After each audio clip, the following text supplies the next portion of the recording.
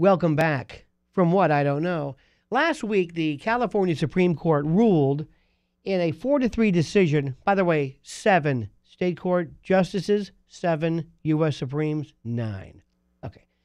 4-3, they voted to uphold the notion of, or the validity of, the legal validity under California law of same-sex intragender marriages.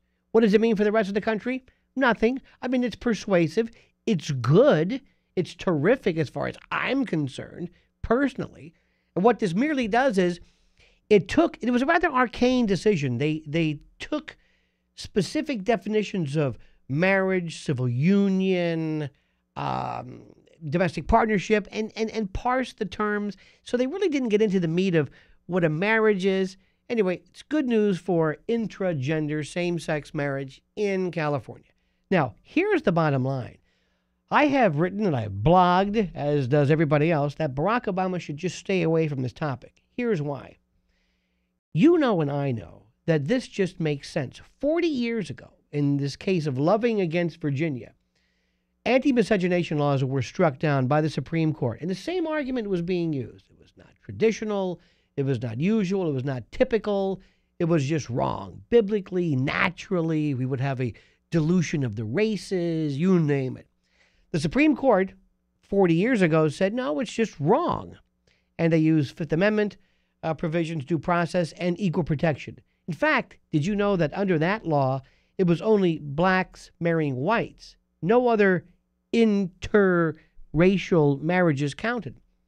Now, Barack Obama is probably thinking to himself, I should say something about this. Because after all, his own parents, in the miscegenation era, would have been looking at hard time. Felonies.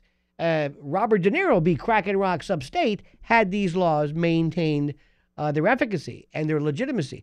Well, the Supreme Court struck them down, and that's terrific, okay? By the way, just as an aside, under those laws, if they were still in existence, Barack Obama couldn't marry anybody today. Anybody, because he's neither white nor black, and he can't marry a white or a black. It was a mess. So Barack Obama, if you're listening, may say, you know what I'm going to do? I'm going to stand up to the plate. I'm going to say that by logical extension, laws should apply to same-sex marriages. My advice, do not do it. Don't go there at all. Because here's why. The country is not ready yet to handle the notion of gay marriage. It will be. And if it ever is going to be able to tackle that issue and handle it and embrace it, it's not going to be done by hitting them over the head with it. What you need to do is just acknowledge it, say that the Supreme Court of California has spoken, the voters have spoken, mention stare decisis, res judicata, and move on.